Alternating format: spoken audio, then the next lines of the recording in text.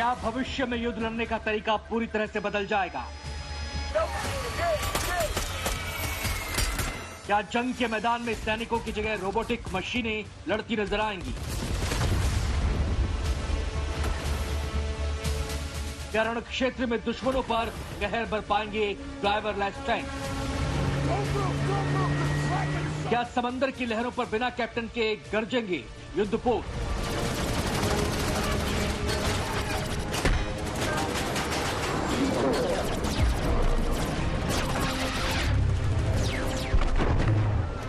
ये कयास आज इसलिए लग रहे हैं क्योंकि हमारे बीच एआई यानी आर्टिफिशियल इंटेलिजेंस का ऐसा शब्द घूम रहा है जिससे दुनिया का कोई भी कोना अछूता नहीं है।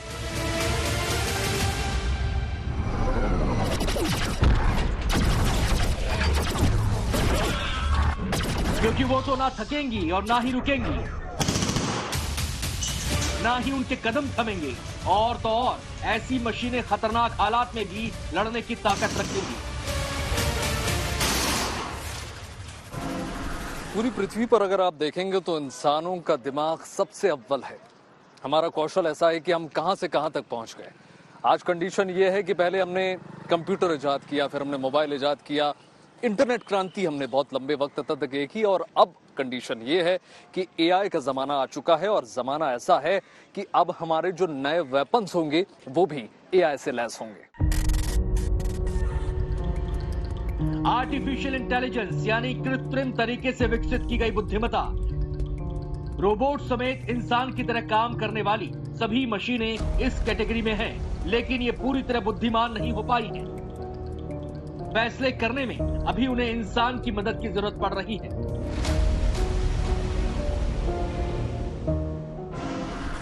आर्टिफिशियल इंटेलिजेंस वो इंटेलिजेंस है या वो दिमागी शक्ति है जिसको हम मशीन में और सॉफ्टवेयर में डालते हैं। जैसे कि आप एग्जांपल कहिए, जितने भी आपके सर्च मीडिया है, जैसे कि गूगल है, नेटफ्लिक्स है, अमेज़ॉन है, एलेक्सा है, ये सारे के सारे आर्टिफिशियल इंटेलिजेंस से लैस हैं। आपने मशीन में वो क्षमता दे दी है कि आपका जो भी क्वेश्चन होता है वो मशीन उसको तुरंत से आंसर कर देती है। तो उस तीव्रता को, उस दिमागी शक्ति, उसकी तीव्रता को आप इंटेलिजेंस, आर्टिफिशियल इंटेलिजेंस कहते हैं, जिसको आर्टिफिशियली मशीन में डाला गया है और रोबो में डाला गया है या सॉफ्टवेयर में डाला गया है।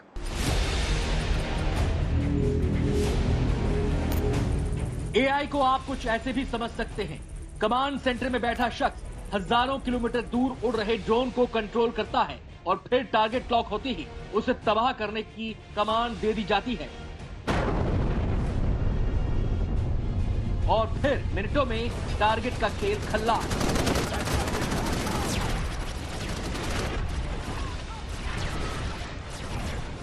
लेकिन क्या हो अगर जब ड्रोन खुद ही उड़ान भरे, खुद ही टारगेट को लॉक करे और फिर बिना किसी आदेश के उस टारगेट को खाक में मिला दे?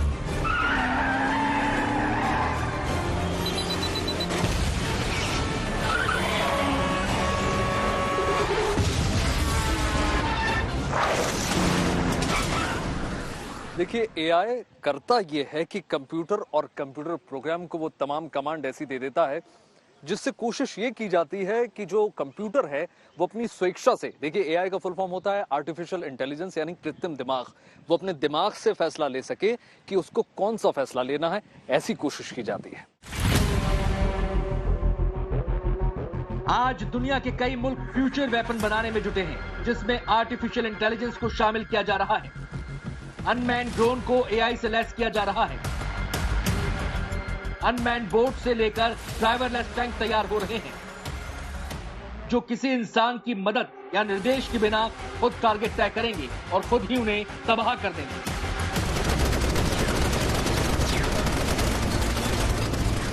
कैमरन पर हमले के बाद दुनिया कांप गई, और कांपेगी भी क्यों ना। आज की कंडीशन ये है कि ऑटोनोमस हथियार बन चुके हैं। हथियार ऐसे हैं जो खुद फैसला ले सकते हैं कि उसको कौन सा टारगेट चुनना है और कैसे हमला करना है। इसी कारण से अमेरिकी कांग्रेस में इस पर चर्चा हुई और एक विधेयक भी पास कर दिया गया है, क्योंकि डर तो इस बात का है कि आगे चलकर न्यूक्लियर वेपन खुद ब खुद एक्टिव ना हो जाएं और वो टारगेट पर ना पहुंच जाए।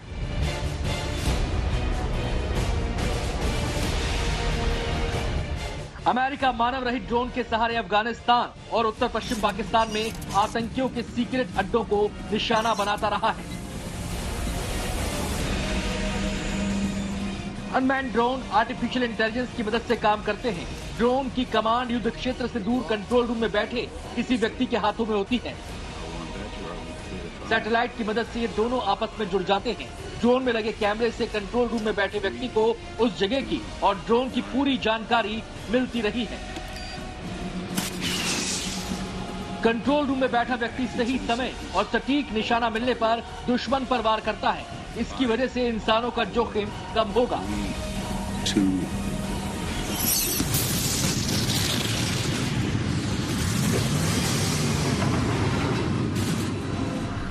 एआई का कौशल सिर्फ इंसानों के लिए सीमित नहीं है, बल्कि एआई का कौशल अगर आप देखेंगे तो आपको तमाम जगह नजर आ जाएगा। टेक्नोलॉजी की अगर बात हो, रण क्षेत्र की अगर बात हो, यही कारण है कि मिनटों में लाखों गीगाबाइट डेटा ये ट्रांसफर कर देता है। साथ ही साथ एक बात समझ लीजिए कि ये एक ऐसा हथियार है जो मिनटों में तमाम साक्ष्य और सबूतों को मिटा सकता है।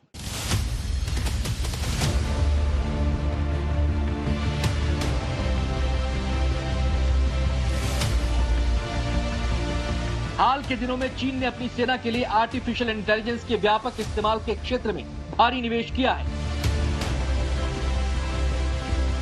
चीन की ओर से किए जाने वाले निवेश को देखते हुए भारत की थल सेना, वायुसेना और नौसेना को भविष्य के युद्धों के लिहाज से तैयार करने की दिशा में कदम बढ़ा रहा है। ये बात सही है। देखिए, दुनिया टेक्नोलॉजी ड्रिवन है। हम उससे परहेज नहीं कर सकते।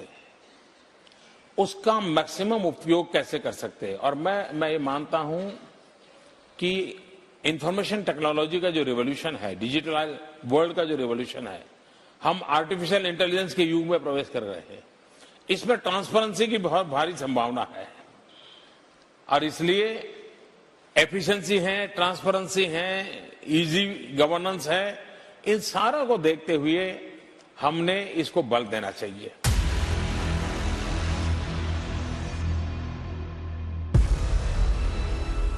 आर्टिफिशियल इंटेलिजेंस और साइबर तकनीक पर आज दुनिया के ज्यादातर देश फोकस कर रहे हैं।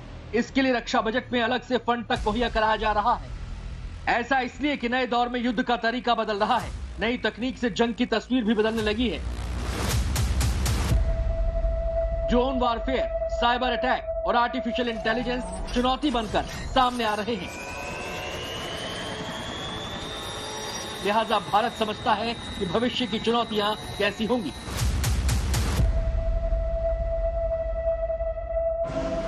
साथियों, रक्षा क्षेत्र में आर्टिफिशियल इंटेलिजेंस के आगमन से बड़े बदलाव हो रहे हैं। अब तक जहां युद्धों में मानव की पूरी भागीदारी होती रही है, वहीं आर्टिफिशियल एप्लीकेशन की सहायता से ऐसे नए ऑटोनमस वेपन्स और सिस्टम्स का विकास हो चुका है जो ह्यूमन कंट्रोल के बिना भी अपना लक्ष्य भेदने में और दुश्मन के इस्टेब्लिशमेंट्स को नष्ट करने में पूरी तरह से सक्षम है।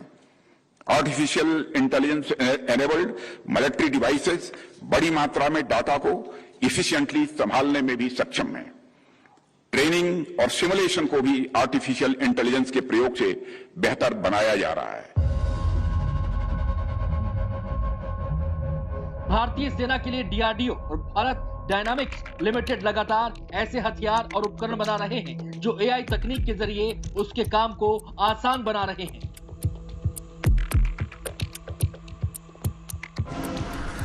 मॉडर्न टेक्नोलॉजी के भरोसे हिंदुस्तान की सेना नजर आ रही है। अगर आप देखेंगे तो ऑटोनोमस अनमैन्ड वेसल्स और तमाम ऐसे मैनेजमेंट का इजाद किया जा रहा है जो हिंदुस्तान को तमाम सुरक्षा दे सकता है। इंडियन नेवी ने cyber, artificial intelligence, big data analytics और दूसरी कटिंग एज टेक्नोलॉजी का जमकर इस्तेमाल शुरू किया है। खबर है कि जल्द ही मुंबई से गोवा के बीच ISR यानी इंटेलिजेंस, सर्वेलांस और रिकॉनिसेंस से लैस पहली ऑटोनॉमस बोट का टेस्ट होने वाला है। नेवी ने अगले 10 साल में अलग अलग साइज और टाइप के ऑटोनॉमस एरियल, सरफेस और अंडर वाटर प्लेटफॉर्म को शामिल करने का प्लान बनाया है। अमेरिका और चीन जैसे देश अनमैन्ड नावों का काफी समय से इस्तेमाल कर रहे हैं। ज्यादा से ज्यादा समय तक सतह और पानी के नीचे रहने की क्षमता वाली ये नावें काफी सस्ती पड़ती हैं। भारतीय नौसेना जल्द ही स्वदेशी कॉम्बैट सिस्टम की टेस्टिंग शुरू करने वाली है। इसमें तमाम रडार सिस्टम होगा, ऐसी प्रणाली होगी जो जल्द ही भांप लेगी कि खतरा कहां है और उसको नेस्तनाबूद कर सकेगी।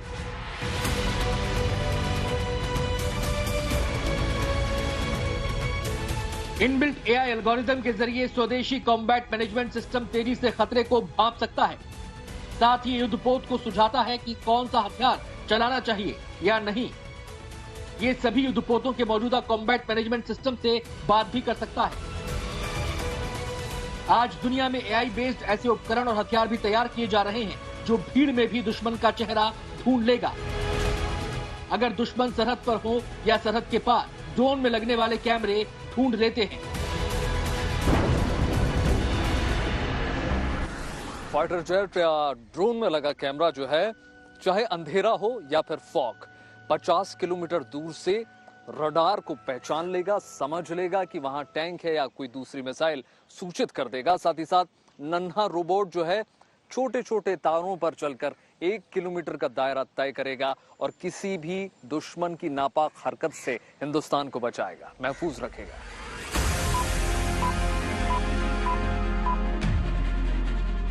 साल 2022 में डिफेंस सेक्टर में आर्टिफिशियल इंटेलिजेंस यानी एआई आधारित 75 सैन्य तकनीक और साजो सामान सेनाओं को सौंपे गए, जिनमें साइलेंट सेंट्री, त्रिशूल रिमोट वेपन सिस्टम और मैंडरिन ट्रांसलेटर डिवाइस थे।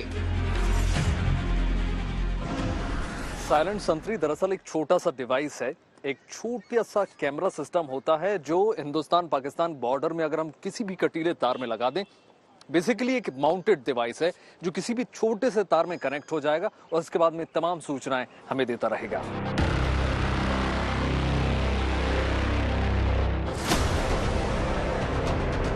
छह घंटे तक इसे 1 किलोमीटर की सीमा पर निगरानी के लिए लगा दिया जाता है।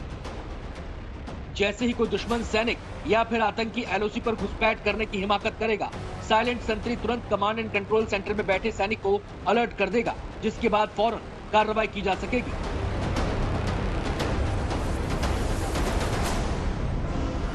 आर्टिफिशियल इंटेलिजेंस आज के माहौल में गेम चेंजर है, और क्योंकि ये गेम चेंजर है इसलिए बहुत ही लाजमी है कि हम भी इसमें उतने ही उज्जवल हों जितना हमारा दुश्मन है।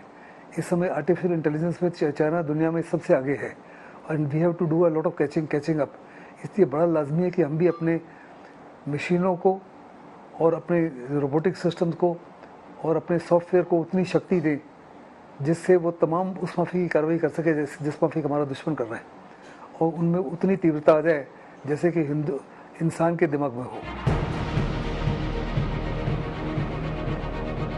रक्षा क्षेत्र में एआई के इस्तेमाल पर साल 2018 में एक टास्क फोर्स का गठन किया गया था। इस टास्क फोर्स ने ही सशस्त्र सेनाओं में एआई के इस्तेमाल का रोड मैप तैयार किया, जिसकी झलक भी सामने आने लगी है। आज के दौर में हर हथियार में एआई का इस्तेमाल होने लगा है। उसी एआई आधारित एक हथियार को सेना के आर्मी डिजाइन बोर्ड ने तैयार किया है। ये तकनीक किसी भी एलएमजी, इंसास या फिर AK-47 राइफल पर लगाई जा सकती है। इसके लगाने के बाद ये गन पर लगे कैमरे से खुद ब खुद टारगेट सेट करती है और राइफल सटीक निशाना लगाती है। किसी सैनिक को इस गन का ट्रिगर दबाने की जरूरत नहीं पड़ती।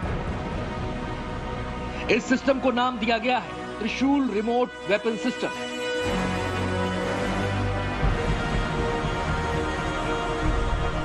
,300 मीटर की रेंज में किसी भी स्टैटिक टारगेट पर त्रिशूल रिमोट वेपन सिस्टम 100% सटीक निशाना लगा सकता है। अगर टारगेट मूविंग है तो इसका एक्यूरेसी रेट 90% है। त्रिशूल रिमोट वेपन सिस्टम को किसी भी मिलिट्री व्हीकल या फिर आर्मी पर्सनल कैरियर के ऊपर लगाया जा सकता है। आर्टिफिशियल इंटेलिजेंस के क्षेत्र में भारत जिस तरह लगा है, उससे चीन और पाकिस्तान से लगी देश की सीमाओं की निगरानी में एआई के इस्तेमाल से संवेदनशील सीमाओं की सुरक्षा में लगे सशस्त्र बलों पर दबाव काफी कम हो सकता है।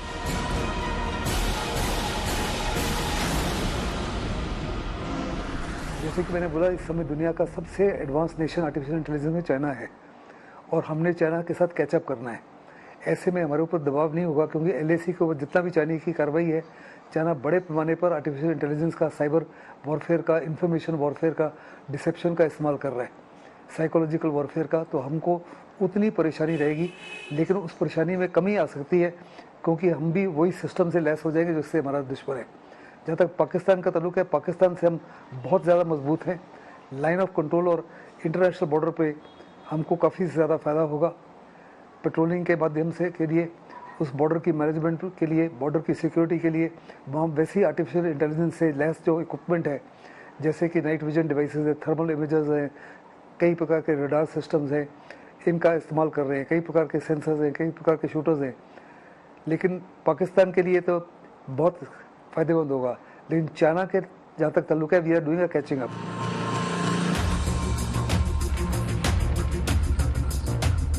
हिंदुस्तान में सेना के तीनों अंगों में आर्टिफिशियल इंटेलिजेंस की शुरुआत होने से भविष्य की चुनौतियां काफी कम हो जाएंगी। हिंदुस्तानी सैनिकों के लिए काम अब और भी ज्यादा आसान हो जाएगा। अगर अब बात हम LAC की करें, और अगर चीनी सैनिक अगर कोई मैंड्रिन लैंग्वेज में बात कर रहा है तो फटाफट हमें उसका ट्रांसलेशन मिल जाएगा, चाहे हिंदी हो या फिर इंग्लिश। या फिर अगर हमें अपने सैनिकों तक रखत पहुंचानी हो या फिर कोई हथियार, वो पहुंचाना भी बहुत आसान हो जाएगा।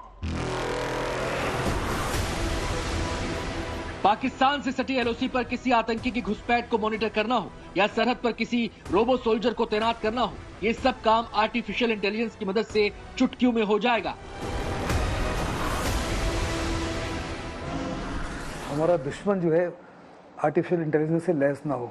अगर वो आर्टिफिशियल इंटेलिजेंस से लैस है और हमसे बहुत आगे है, तो वास्तव में हम भी कैचअप कर रहे हैं और हमारी मुसीबतें जो हैं वो कम नहीं होगी, लेकिन उसमें क्षमता, उसकी क्षमता बढ़ेगी, उसकी काबिलियत बढ़ेगी, कॉम्पिटेंस बढ़ेगी। हमारे जो सेंसर्स हैं उनकी क्षमता बढ़ेगी, हमारे जो शूटर्स हैं उनकी सस्ता बढ़ेगी, हमारी जो डिजिटल इनके साथ मैकअप है, हमारे साइबर सिक्योरिटी वगैरह है, हमारे जो मिसाइल की फायरिंग है उनकी एक्यूरेसी बढ़ेगी, हमारी रेडार्स की, हमारे जितने भी सबमरीन्स हैं, जितने भी प्रेडेटर ड्रोन्स हैं, जितने भी क्या कहते हैं प्लानिंग में, लॉजिस्टिक्स में, डिसीजन मेकिंग में हमारी क्षमता में बहुत उछाल आएगा। इससे हमको काफ़ी से ज़्यादा फ़ायदा होगा। लेकिन मैं दोबारा कहना चाहता हूँ कि हमारा दुश्मन जो है उसका बजट हमारे से लगभग 3.5 से 4 गुना ज़्यादा है। वो अमेरिका का सबसे बड़ा दुश्मन मानता है, उसको निगाह में अपनी तैयारी कर रहा है। We have to do a lot of catching up technologically and quantity wise वाइज। हमारा जो दुश्मन है हमसे बहुत आगे है।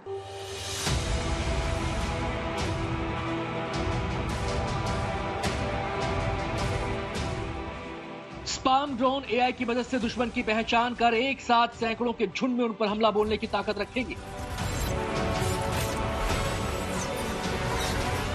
भारत ने स्पाम ड्रोन में 2 किस्म के बम और 2 किस्म के रॉकेट लगाने की तकनीक विकसित की है। स्पाम ड्रोन 50 के झुंड में उड़ेंगे, जिनमें से आधे AI तकनीक वाले कैमरे और बाकी घातक हथियारों से लैस किए जाएंगे।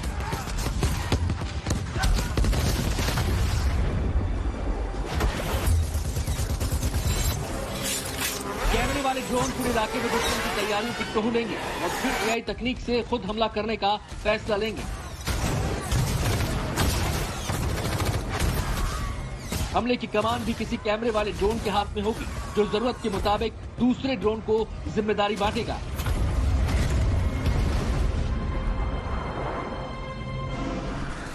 आज दुनिया की तमाम सैन्य ताकतें AI सिस्टम पर लगातार काम कर रही हैं। उससे हो यह रहा है कि मजबूती लगातार आपको देखने को मिल रही है।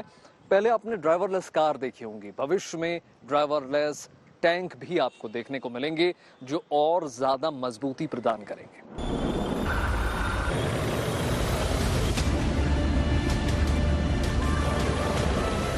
रूस ने यूक्रेन के पूर्वी डोनबास इलाके में एंटी टैंक मिसाइलों से लैस नया अनमैन्ड ग्राउंड व्हीकल उतारा है। नाम है मार्कर। मौजूदा समय में ये ड्राइवरलेस टैंक परीक्षण के दौर से गुजर रहा है।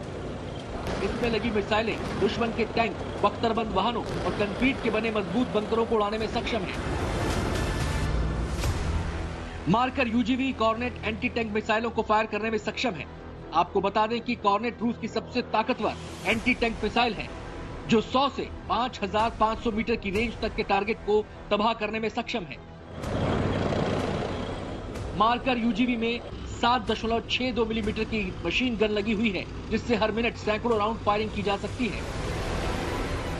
दावा है कि रूसी मार्कर 100 किलोमीटर की दूरी तक बिना किसी इंसान की मदद के गश्त लगा सकता है, जो अपने साथ स्पार्म ड्रोन की पूरी फौज लेकर चलता है।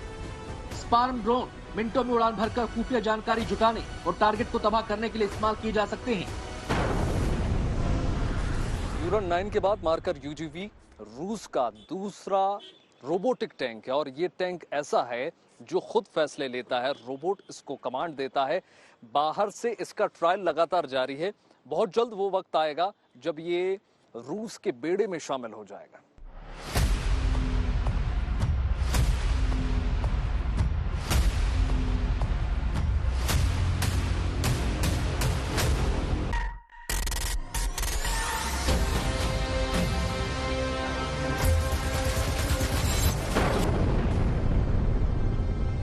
आज सिर्फ रूस ही नहीं बल्कि अमेरिका, चीन समेत दुनिया के कई देश फ्यूचर वेपन बनाने में जुटे हैं, जिनमें एआई की ताकत शामिल की जा रही है।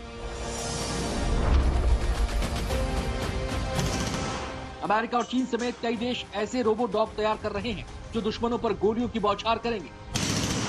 अभी तक ड्रोन आसमान से दुश्मनों पर काल बरसाता रहा है। अब जमीन पर रोबोट डॉग अपने मिशन को अंजाम तक पहुंचाएंगे। रोबोट डॉग की पीठ पर एक हाईटेक स्नाइपर राइफल लगी होगी, जो इसे बेहद घातक हथियार बनाएगी। इन रोबोट डॉग को सरहद पर तैनात किया जाएगा, जो थर्मल और नाइट विजन कैमरों से लैस होंगे और आर्टिफिशियल इंटेलिजेंस की मदद से अपने टास्क को पूरा करेंगे।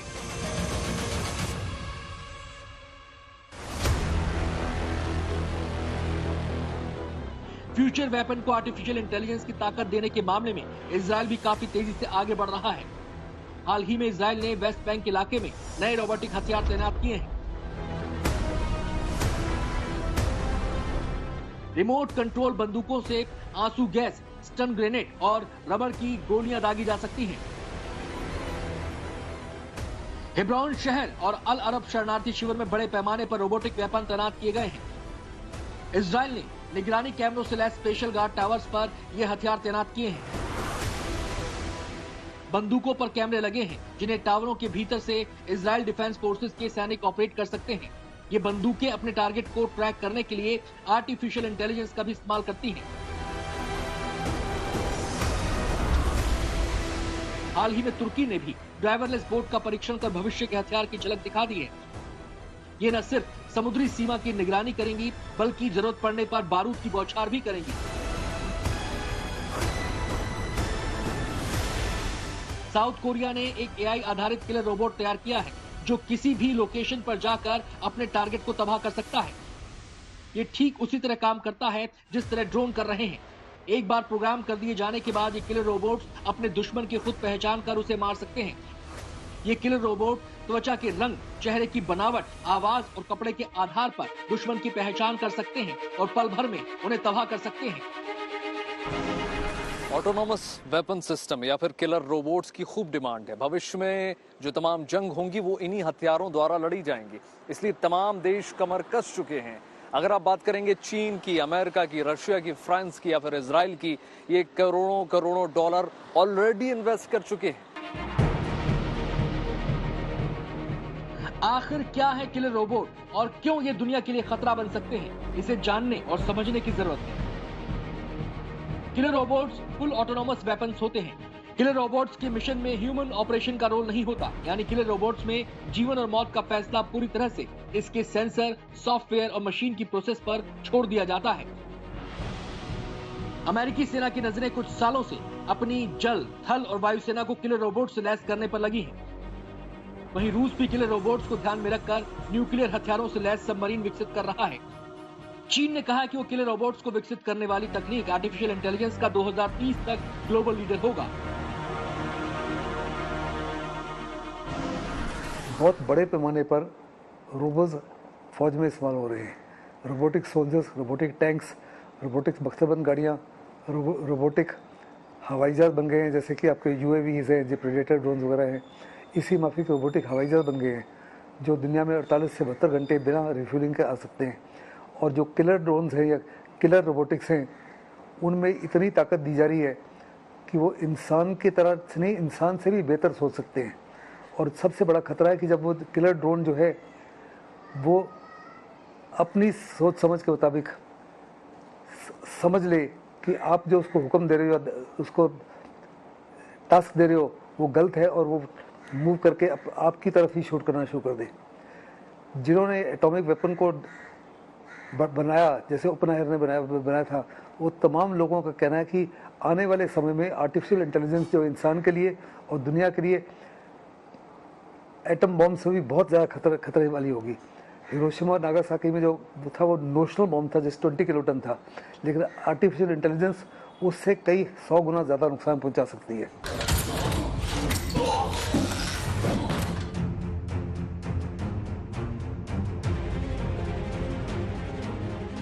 उन्नीस 1955 में सबसे पहले जॉन मैकार्थी ने आर्टिफिशियल शब्द का इस्तेमाल किया था। वो एक अमेरिकन कंप्यूटर साइंटिस्ट थे जिन्होंने सबसे पहले इस तकनीक के बारे में सन 1956 में एक कॉन्फ्रेंस में बताया था। इसलिए उन्हें फादर ऑफ आर्टिफिशियल इंटेलिजेंस भी कहा जाता है। आज के दौर में आर्टिफिशियल इंटेलिजेंस का दायरा तेजी से बढ़ रहा है। तकनीक के विकास के साथ आज हम किसी न किसी तरीके से एआई से जुड़े हुए हैं और इसका इस्तेमाल भी कर रहे हैं। जैसे एप्पल फोन की पर्सनल असिस्टेंट सिरी, जो एआई का बेहतरीन उदाहरण है। इसी तरह एलेक्सा, विंडो का कोर्टाना जैसे एआई आपके सवालों का जवाब देने के लिए हमेशा तैयार रहते हैं।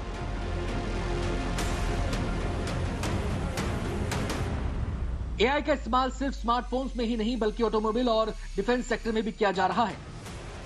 कहीं इसे जरूरत बताया जा रहा है तो कहीं एआई के खतरे को लेकर चिंता जताई जा रही है।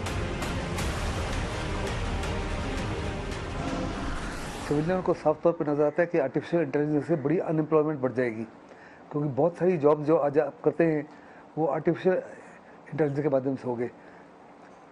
चैटबॉट आने से और कंटेंट राइटर जो है आने से वो सारा का सारा जो भी आपको चाहिए वो सबको सब वो दे देगा, सिर्फ आप अपनी लैंग्वेज थोड़ी इधर उधर चेंज कर सकते हो। सिमिलरली बैंकिंग सिस्टम खत्म हो जाएगा, बहुत सारी और चीज़ें जो खत्म हो जाएंगी वो आर्टिफिशियल इंटेलिजेंस को टेक ओवर कर लेगी। जहाँ तक आर्म्ड फोर्सेज का ताल्लुक है, जैसे कि मैंने पहले कहा कि आपके सेंसर्स, आपके शूटर्स वगैरह में उनकी एक्यूरेसी में बहुत ज़्यादा उछाल आएगा, आपकी क्षमता में, कैपेबिलिटी में, कॉम्पिटेंस में बहुत उछाल आएगा। सबसे बड़ा जो खतरा है जिससे दुनिया काफ़ी ज़्यादा चिंतित है, घबराती है, कि आर्टिफिशियल इंटेलिजेंस जब इतनी बढ़ जाती है कि जब वो इंसान के दिमाग से भी बेहतर कार्रवाई करेगी और इंसान को भी हरा सकती है, तो ये बहुत बड़ा खतरा जो है इंसान और इंसानियत के होगा।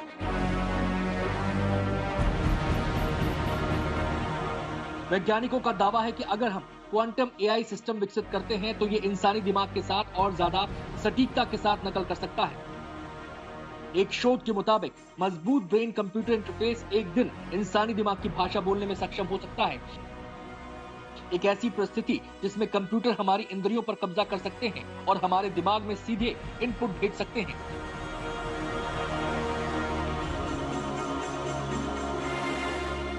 ब्लैक होल और बिग बैंग थ्योरी को समझाने वाले हॉकिंग मानवता पर कृत्रिम बुद्धिमत्ता यानी आर्टिफिशियल इंटेलिजेंस के बढ़ते प्रभाव को लेकर हमेशा चिंतित रहे थे। स्टीफन हॉकिंग ने बहुत पहले एआई के खतरे को लेकर चेतावनी दी थी। उन्होंने कहा था, धरती बहुत छोटी होती जा रही है और मानवता खुद का विनाश करने को बाध्य है, क्योंकि इस ग्रह पर कृत्रिम बुद्धिमत्ता तेजी से हमारी जगह लेती जा रही है। वो खुद से उड़ान भर सकेगी और खुद को बहुत तेजी से विकसित होने के रेट पर रिडिजाइन करेगी। इंसान जिनके विकास की रफ्तार बहुत धीमी है वो उससे मुकाबला नहीं कर सकेंगे।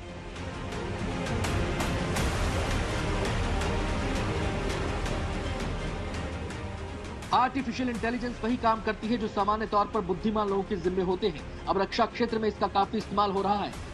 साइबर सिक्योरिटी में एआई ताकतवर बनकर उभर रहा है ताकि बाहर से हो रहे अटैक से सुरक्षा प्रदान की जा सके। साइबर वॉरफेयर एक साइलेंट थ्रेट है, इससे भी निपटने की तैयारी की जा रही है। साइबर अटैक कहां से हो रहा है, कौन कर रहा है, ये पता लगाना भी मुश्किल है। आज चीन साइबर वॉरफेयर को हथियार के तौर पर इस्तेमाल करने की कोशिश में जुटा है।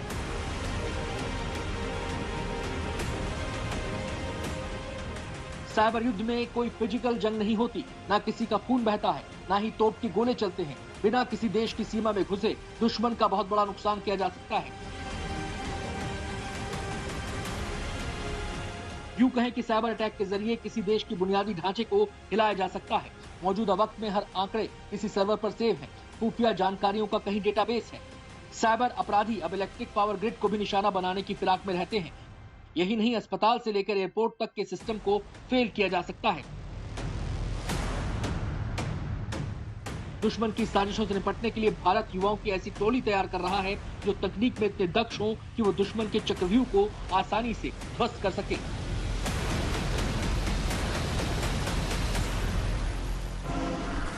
We are looking at recruiting young, bright boys and girls into the army.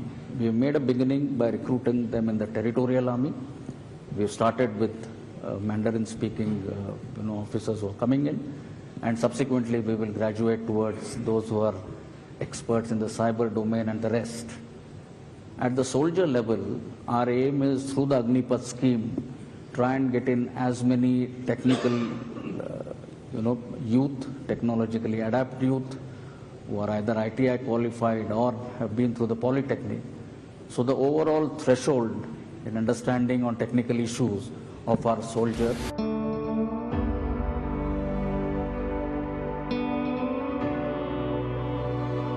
तकनीक के क्षेत्र में इंसान ने इतना विकास कर लिया है कि अब उसी की तरह सोचने, समझने और अपने दिमाग का इस्तेमाल करने वाली एक चलती फिरती मशीन तैयार करने के बारे में सोच रहा है, जो बिल्कुल इंसानों की तरह काम करने की क्षमता रख सकती है।